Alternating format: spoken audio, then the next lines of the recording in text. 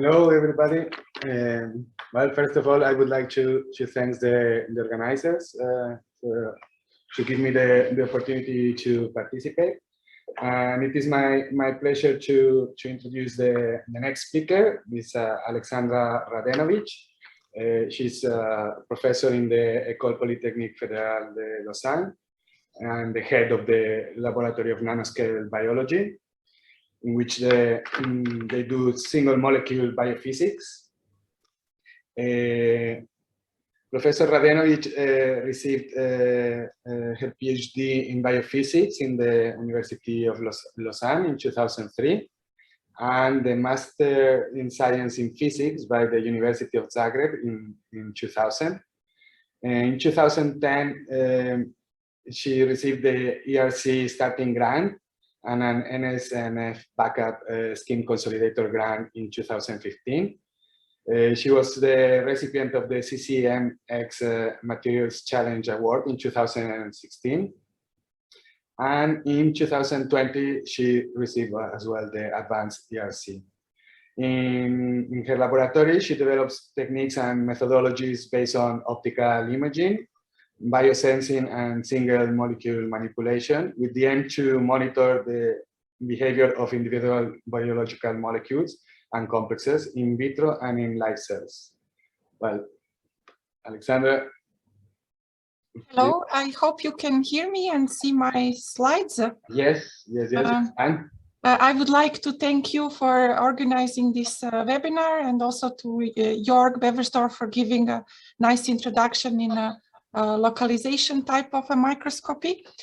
So for today, I would like to share with you several exciting results from the laboratory, where I will focus on the development of a correlative 3D microscopy, so using super resolution optical microscopy in combination with the scanning probe microscopy. So we started first with the atomic force microscopy, and then in recent years we also moved to scanning ion conductance microscopy, as my group has a large interest in nanopores and also nanofluidic phenomena.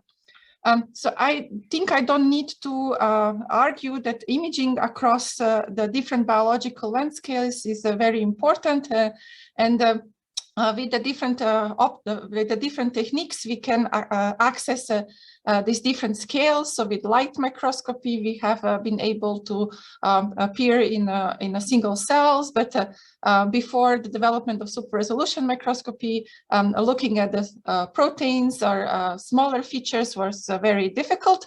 And here definitely electron microscopy had a bit of advantage, because it could cover all these scales. And in the context of correlative microscopy, very often people combine electron microscopy and optical microscopy, as we have seen in very beautiful images from Jörg.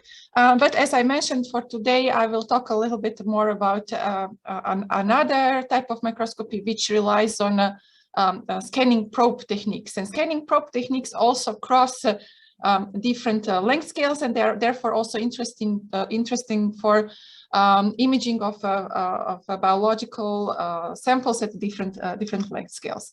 Of course, this development in the techniques, now that they are having such a high resolution, but as well ability to work at multi-scales, had some historical perspective. And if you look in this paper from 2015, which has laid down the history of electron microscopy and optical microscopy, so we see here clearly improvements in terms of the electron microscopy, automation, and digitization really help to fill the gap between very small scales to the larger scales. And on the other hand, we have seen in a previous talk like how a super resolution optical microscopy has pushed the boundaries towards these lower scales on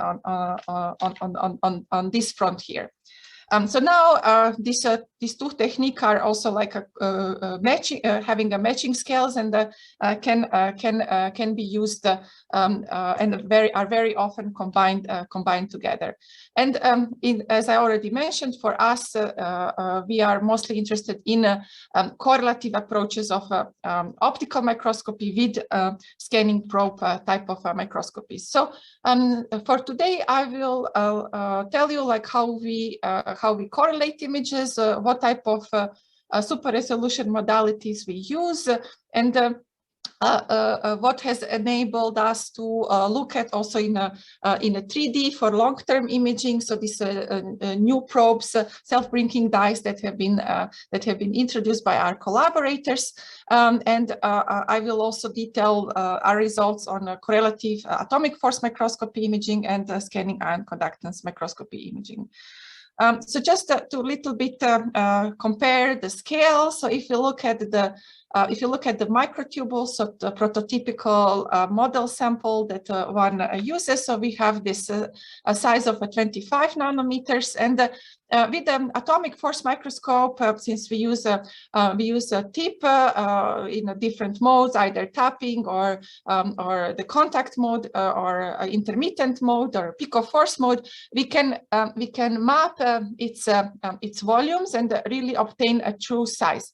But with atomic force microscopy, we don't have, and also scanning ion conductance microscopy, just to say, we don't have an access to the specificity of the sample, so we cannot tag in the cellular context specifically single proteins, and that's what optical techniques can do. And in order to compare across the scales, we need to, in this animation, increase the size of the microtubule. And just to look at what we can observe when we tag these microtubules with the fluorescent labels. So in a diffraction limited spot, we will get something at the order of 200 nanometers as a resolution. When we move to the structured light illumination microscopy, we can improve the resolution twofold.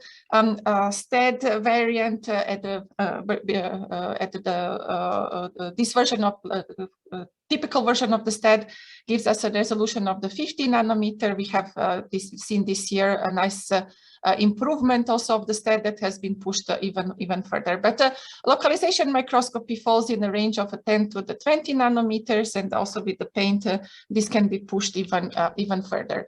I will talk about another type of microscopy, which is based on optical fluctuations. So I will talk about SOFI, and in terms of resolution of the higher the order of this imaging modality that relies in the same principle of acquiring blinking images, but using different types of analysis compared to the localization microscopy. In its fourth order variant, we can reach the resolution of 80 nanometers. And what really helped us in implementing the SOFI, so SOFI imaging was really the introduction of a new type of self-blinking dyes that have been developed in the Bombardier lab.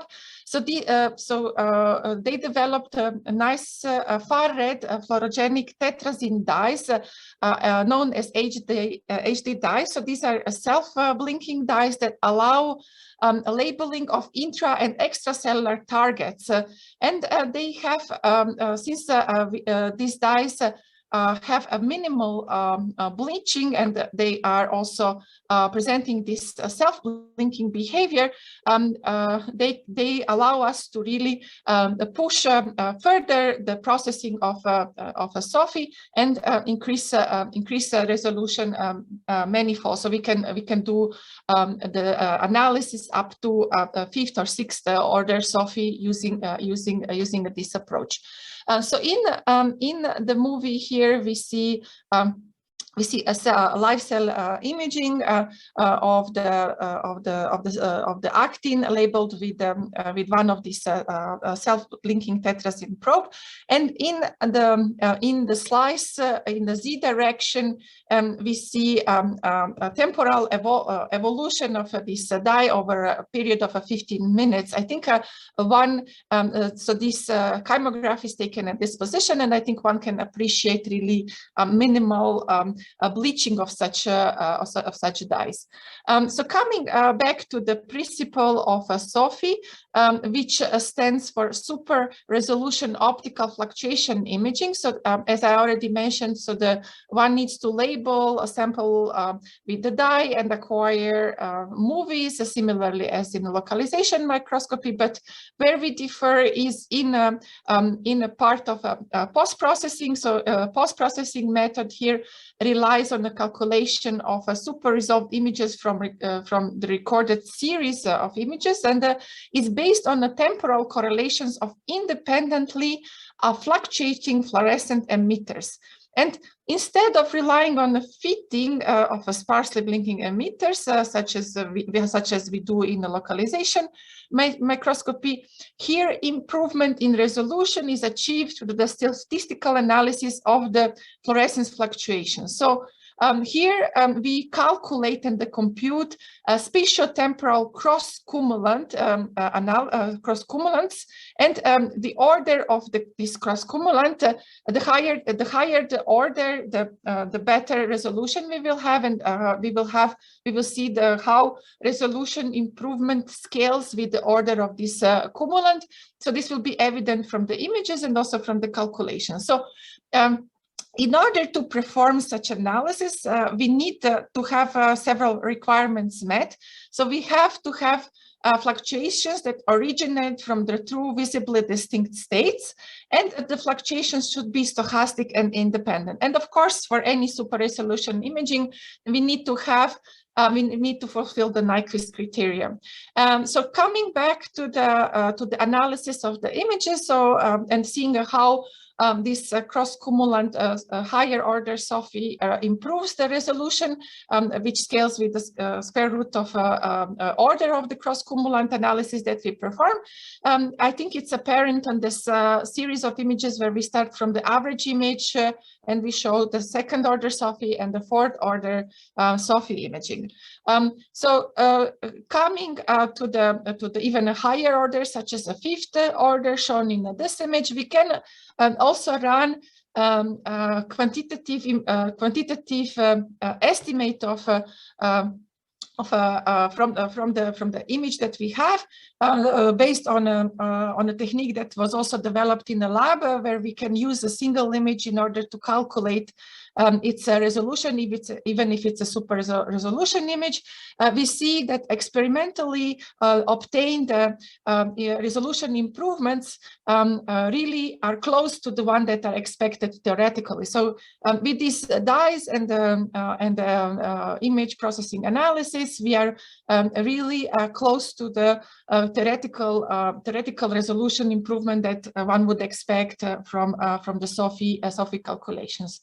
So just appreciating a bit more here, looking at the fixed cells where we have labeled the actin filaments. And the large field of view, zooming in the smaller field of view, we can really appreciate that this self-blinking dyes can help us and unlock the higher order SOFI analysis.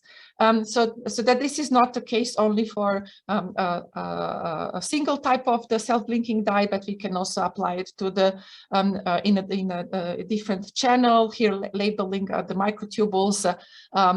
So we see the corresponding images of the cells labeled actin and the tubuli.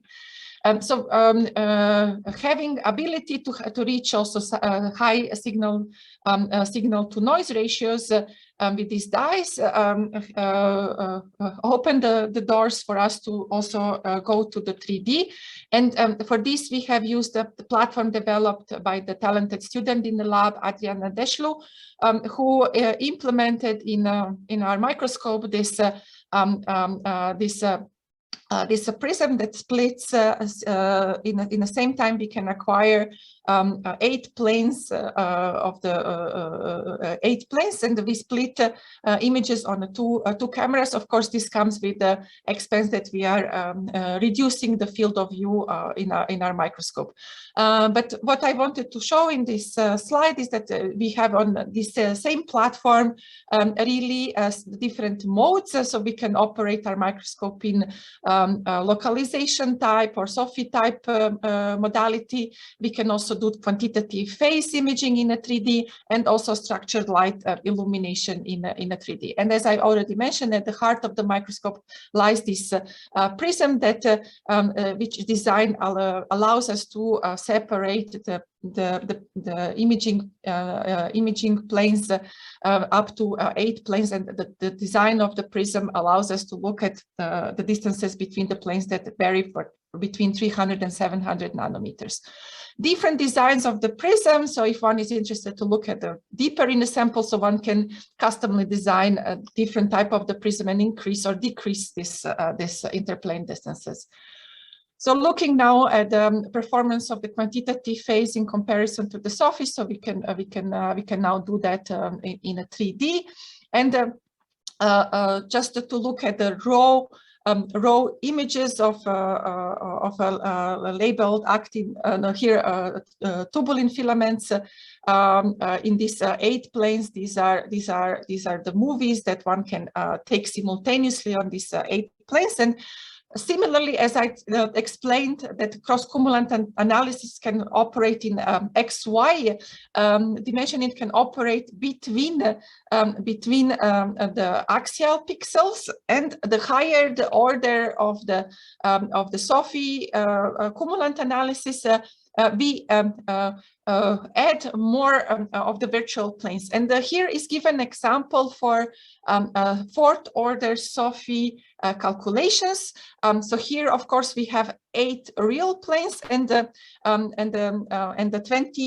21 virtual planes, which adds to the total of 29 different image planes that can be calculated from the images, and really obtain this volumetric, instantaneous volumetric image of a cell tubulin architecture. So again, this can be done in 2 colors, and similarly, we have performed investigation how the resolution changes across the plane. So we see that we don't have a significant losses, and this has been done for the 3rd order SOFI calculations. Just to show performance of the microscope, so we can on the same microscope also do the 3D SIM imaging here, showing the microtubules. So back in 2015, with the group of Georg Fandner, we thought that it would be nice to combine in a correlative way our capabilities in imaging biological samples, and his ability and the ability of the commercial atomic force microscopes to also look at the topography of the cell. So at that time, we have developed the system, which is decoupled in terms of the vibration from the optical microscope, on which we host the on which we perform the optical measurements. And at that time, we have shown that we can image. For some reason, that we can image bacterial cells. So here we see E. coli in atomic force microscopy topography mode, and what we labeled in this E. coli was RNA polymerase, which was expressed stably in this cells.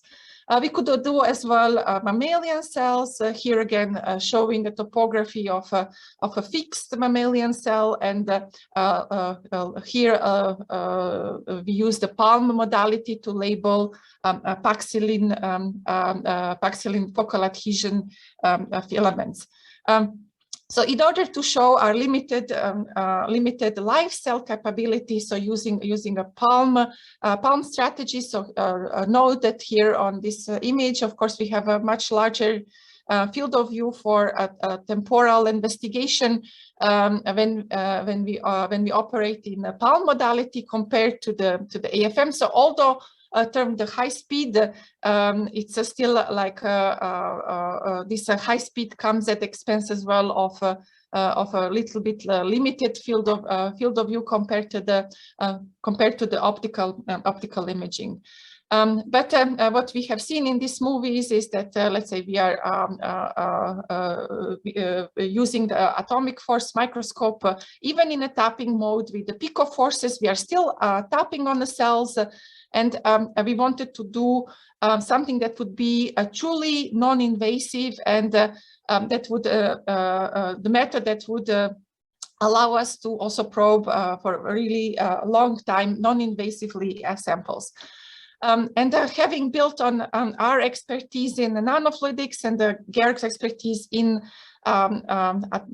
scanning probe microscopy, we have been set to revive one of the techniques that have been popular in the 90s, so scanning ion conductance microscopy. In that modality of microscopy, what one uses is this scanning pipette. And what one measures is a current of ions that flows through this pipette. And basically this pipette samples the volume around of the ions that are around this pipette.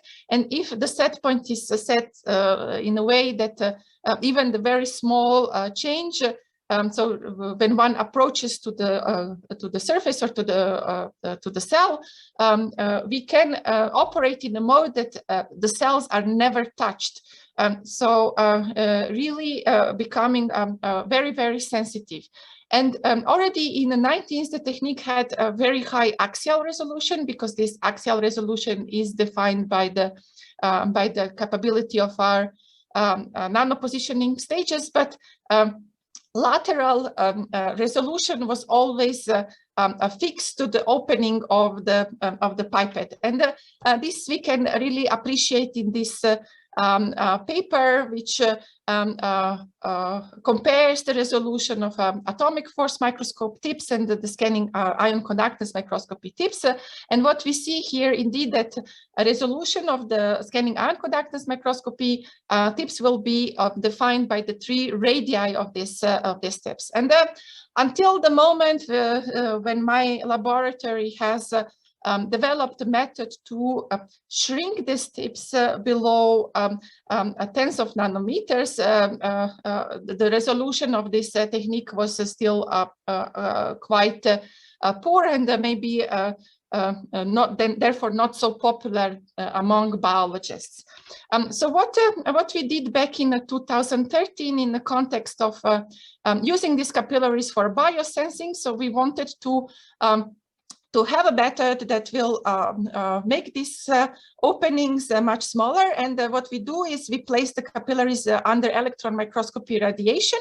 And upon electron microscopy radiation, the material, so the glass or quartz, heats and melts. And using the visual feedback from electron microscope, we can tune the size of the capillaries to be very, very small.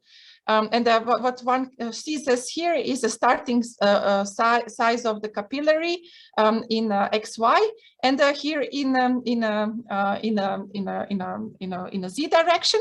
And what we see here is that really this material here redistributed in order to close here this tip. So we don't have a deposition of the carbons, but really just the melting of the glass that because of the surface tension tries to minimize the opening and closes this pore. So at the time in 2013, so we filed the patent, published several papers on increasing the biosensing capability signal to noise ratio. But in order to become very and a truly helpful method for applications in a scanning probe, one would need to have a way to reliably fill these capillaries as in the case of atomic force microscopy, when one doesn't have a heart attack when the cantilever breaks, here we need to have a really good supply of these capillaries that are also filled and without presence of the bubbles that are being a really annoyance here. And in order to do so, we do we fill this capillary under a microwave radiation, and this microwave radiation, I hope the movie starts, but we see here still images, several cycles of microwave radiation after these pre-capillaries have been filled, but with these persistent big bubbles. After several cycles of on-off of the microwave heating, can remove the big bubbles, but also the nano bubbles that are really annoyance for implementation of these capillaries in the microscopy. So just to appreciate improvement in the resolution, so just scanning the same sample with the 80 nanometer pipette, we see a very poor resolution here in the cross section here, looking at the microvilli, and looking with the 30 nanometer big pipette, we see really excellent improvement in resolution. And now looking at the cells, so we can acquire the global view of the cell, of course, with the not such a great temporal resolution. And in the live mode, we can focus on smaller areas of the cell and perform on these smaller areas high-speed imaging. So here looking at the periphery, here looking at the microvilli dynamics, and looking at the pore forming on the different cell types here, membrane. So here we see pores opening and closing in the membrane. Or we can also study the bacterial infection on the mammalian cells. But coming back to the correlative approaches, so this scanning ion conductance microscopy can be in a similar way, as it's a compact, placed also on our inverted microscope, and we can perform with the scanning ion conductance microscopy global view of a topography, and with our SOFI imaging looking at the labeled structures inside the cell. So in this case, of course, always as a first proof of principle, one uses microtubules and actin. So we did here SICM topography in the correlation with the 3D imaging of the tubulin and actin together. So we can do that on the different microscopes using the positioning based on the coordinate cover slips that we produce using this annotation for easy finding of the cells in the different microscopes. And perform nice SOFI imaging of cytoskeletal components and correlated to the SICM topography that we see. Similarly, we can do 3D imaging on our multimodal microscope, and then come to the scanning ion conductance microscope, look at the same cell and focus on a microvilli like this, or simply acquire this three-dimensional view combined with the fluorescence as we normally do. But coming back to the platform where we can do everything at the same time, so this is nice because we can perform. We can perform simultaneously also SOFI, so fluorescence imaging, and also the scanning ion and the conductance imaging on the same platform. So this really give us a new tool that maybe people would be interested in using, and we hope that this combined and correlative approach can be applied to different biological questions. So looking maybe at the membrane trafficking, cell migration, or infection. So another untapped and not yet shown in our work in terms of the correlative approach, ability of the scanning ion conductance microscopy is also to measure surface potentials, also to retrieve also the charge information about the sample. So this also adds a whole new dimension to the measurement. So this is also something nice that one can do with the scanning ion conductance microscopy. So once more, I would like to thank people who performed the work. So extremely talented student Adrienne Deschlu, and a former postdoc in the lab, Christine Grusmeyer. She has also now a lab in Delft.